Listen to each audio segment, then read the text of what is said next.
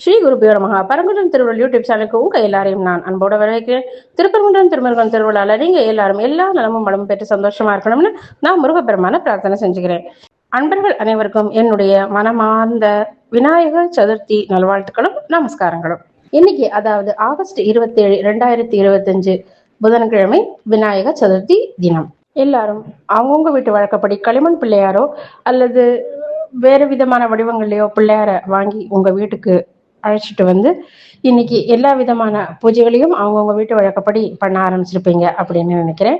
எல்லாருமே மிக நல்ல முறையில விநாயகர் சதுர்த்தி பண்டிகையை கொண்டாடி விநாயகருடைய அனுகிரகத்தை பெறணும்னு நான் விநாயகர் பெருமானை வேண்டிக்கிறேன். இந்த வீடியோல நம்ம என்ன பார்க்க போறோம் அப்படின்னாக்கா, விநாயகர் சதுர்த்தி அன்னைக்கு நம்ம கண்டிப்பாக தெரிஞ்சுக்க வேண்டிய புராண கதைகள். இப்போ முறையாகவோ விரிவாகவோ பூஜை செய்யற வழக்கம் இல்லாதவர்களோ அல்லது அதற்கு சௌகரியம் இல்லாதவர்களோ கூட இந்த புராண கதைகளை தெரிஞ்சுக்கிட்டோம்னாக்கா, அல்லது இந்த புராண கதைகளை யாராவது படிக்கும்போது அதை கேட்டோம்னா கூட கண்டிப்பாக அவங்களுக்கு இந்த விநாயகர் சதுர்த்தி பூஜையும் விரதமும் இருந்த பலன் கிடைக்கும் அப்படிங்கிறது ஐதீகம்.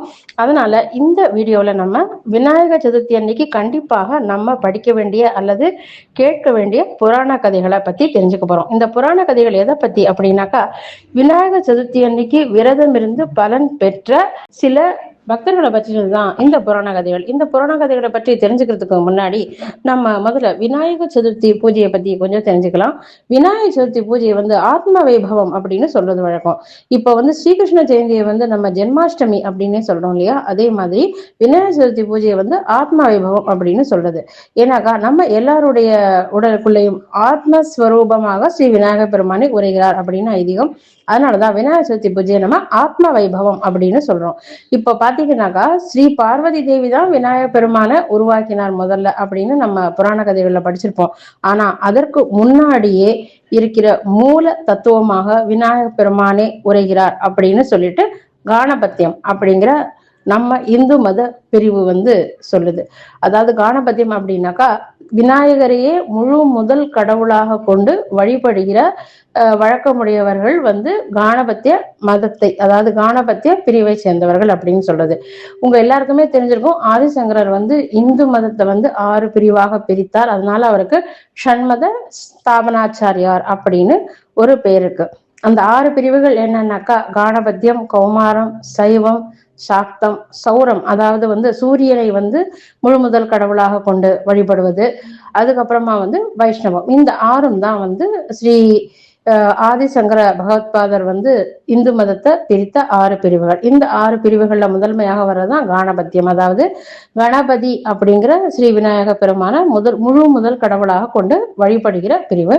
அந்த பிரிவின்படி பார்த்தோம்னாக்கா, முதல்ல உலகம் தோன்றுவதற்கு முன்பிருந்தே இருக்கிற மூல சக்தி யாரு அப்படின்னாக்கா விநாயக பெருமான்.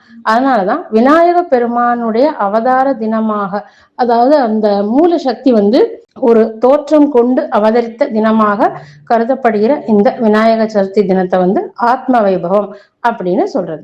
எல்லாருக்குமே ஸ்ரீ விநாயக பெருமானுடைய அவதாரம் குறித்த புராண கதை தெரியும். அதாவது ஸ்ரீ பார்வதி தேவி தான் நீராடிய பொழுது தான் நீராடுவதற்காக வைச்சிருந்த மஞ்சள் பொடியை பிசைந்து ஒரு உருவம் கொடுத்து அதற்கு உயிரூட்டவே ஸ்ரீ விநாயக பெருமான் தோற்றமானார் அப்படிங்கிற புராண கதை தான் நமக்கு தெரியும். நமக்கு விநாயக பெருமானுடைய அவதாரம் குறித்த இன்னொரு புராண கதையும் தெரிஞ்சுக்கலாம். இது ஸ்ரீ விநாயக புராணத்துல வருது.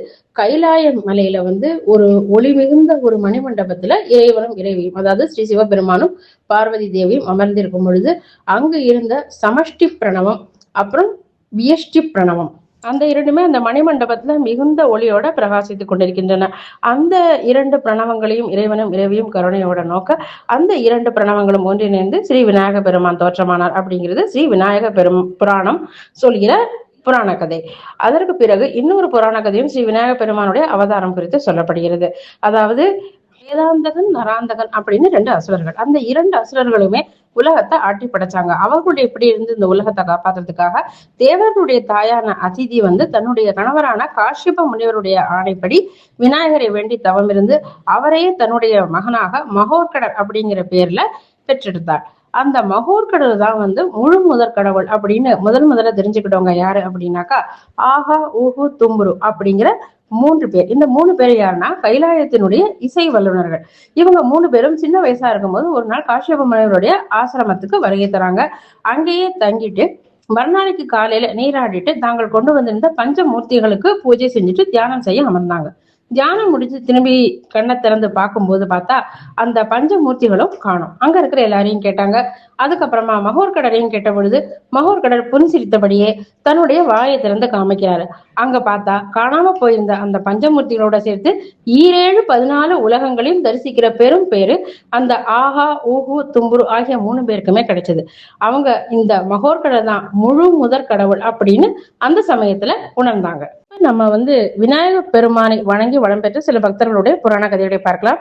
நம்ம ஏற்கனவே பார்த்த மாதிரி இந்த புராண கதைகளை விநாயக சதுர்த்தி தினத்துல கேட்கறது மிக அதிகமான புண்ணிய பலன்களை தரவல்லது. முதல்ல நம்ம விநாயக சதுர்த்தி விரதத்தை எப்படி நம்ம எடுத்து நடத்தணும் அப்படின்னு நமக்கு சொன்னது யாரு அப்படின்னாக்கா ஸ்ரீ பார்வதி தேவி தான்.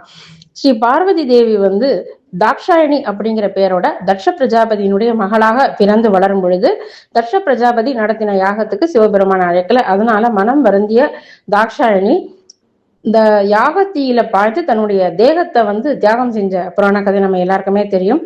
அப்படி உயிர் தியாகம் செஞ்ச தாக்ஷாயணி தேவி அடுத்த பிறவில இமவானுடைய மகளாக பிறந்து பார்வதி அப்படிங்கிற பெயரோட வளர்ந்து வரும் பொழுது கங்கைக்கு முன்னால் தன்னையே சிவபெருமான் மணக்க வேண்டும் அப்படிங்கிற பிரார்த்தனையோட இதை எப்படி நிறைவேற்றிக்கணும் அப்படின்னு வழி தெரியாம இமவானை அணுகி தன்னுடைய விருப்பத்தை தெரிவிக்கிறார். இமவானும் விநாயக சதுர்த்தி விரதத்தை நீ முறையாக செஞ்சா உன்னுடைய விருப்பம் ஈடேறும் அப்படின்னு சொல்லி தன்னுடைய மகளுக்கு விநாயக சதுர்த்தி விரதத்தை எப்படி அனுஷ்டிக்கணும் அப்படிங்கிற முறைகளை உபதேசிக்கிறார். அதற்கு பிறகு ஸ்ரீ பார்வதி தேவி முறையாக விநாயக சதுர்த்தி விரதத்தை அனுசரித்து பூஜைகளை முறைப்படை செஞ்சு விநாயக பெருமானுடைய அனுகிரகத்தால தன்னுடைய எண்ணம் ஈடேற பெற்றார் அப்படிங்கிறது முதல் புராண கதை. அடுத்ததாக இந்த விநாயக சதுர்த்தி விரதத்தை முறையாக அனுஷ்டித்த மற்ற சில பக்தர்களை பத்தி இப்ப நம்ம தெரிஞ்சுக்கலாம்.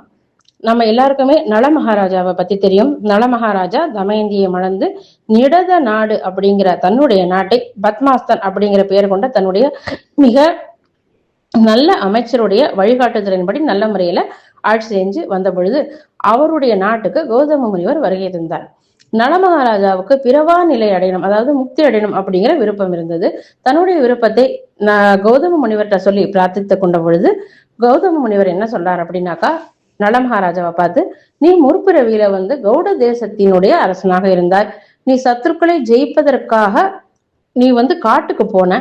அப்படி போகும் பொழுது கௌசிக முனிவரை நீ தரிசனம் செஞ்சு அவரிடம் இவ்விதமாகவே நீ கூறி பிரார்த்தித்த பொழுது அவர் விநாயக சதுர்த்தி விரதத்தை உனக்கு உபதேசித்தார்.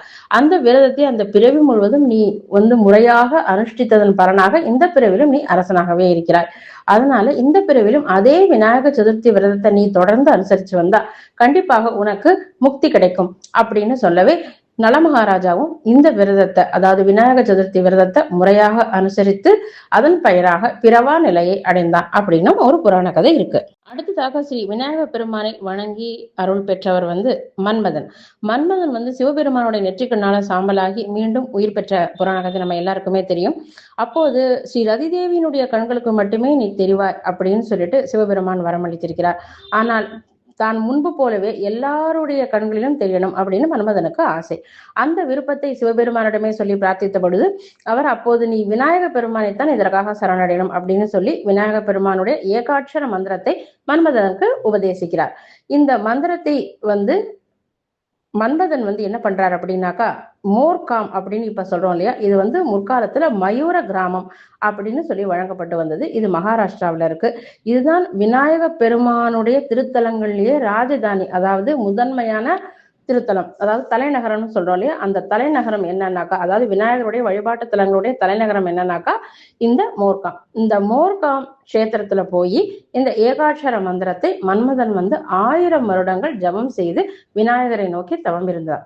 அப்போ விநாயக பெருமான் அவன் முன்னே தோன்றி ஸ்ரீ கிருஷ்ணாவதாரத்தின் போது உன்னுடைய விருப்பம் ஈடேறும் அப்படின்னு சொல்லி வரமருள்கிறார். அதன்படியே ஸ்ரீ கிருஷ்ணாவதாரத்தின் பொழுது மன்மதன் பிரத்யும்னன் அப்படிங்கிற பெயரோட ஸ்ரீ கிருஷ்ணனுடைய மகனாக பிறக்கிறான். அந்த வரம் கிடைத்த உடனேயே மன்மதன் அகமகிழ்ந்து அந்த கஷேத்திரத்திலே பளிங்கினாலான ஒரு விநாயகருடைய விக்கிரகத்தை பிரதிஷ்டை செஞ்சு மகோற்கட விநாயகர் அப்படிங்கிற திருநாமம் கொண்டு அந்த விநாயகரை பூஜித்து வழிபட்டு மகிழ்கிறான். இது இரண்டாவது புராண கதை. நம்ம இந்த வீடியோல ஸ்ரீ விநாயக பெருமானை வணங்கி நலம் பல பெற்ற பக்தருடைய புராண கதைகளை பத்தி பார்த்தோம். இதை எல்லாத்தையும் கேட்கறதன் மூலமாக நம்ம ஏற்கனவே பார்த்தபடி இந்த விநாயகர் சதுர்த்தி விரதம் இருந்த புண்ணிய பலன் கண்டிப்பாக நமக்கு கிடைக்கும். இந்த வீடியோ உங்களுக்கு பிடிச்சிருந்ததுன்னா லைக் பண்ணுங்க, ஷேர் பண்ணுங்க, சப்ஸ்கிரைப் பண்ணுங்க. கூடவே உங்க ஃப்ரெண்ட்ஸுக்கும் மற்ற சோசியல் மீடியால ஷேர் பண்ணுங்க. உங்க எல்லாரையும் மிக விரைவிலேயே இன்னொரு ஆன்மீக தகவலோட இன்னொரு வீடியோல சந்திக்கிறேன். எல்லாருக்கும் மனமார்ந்த நன்றி. வணக்கம்.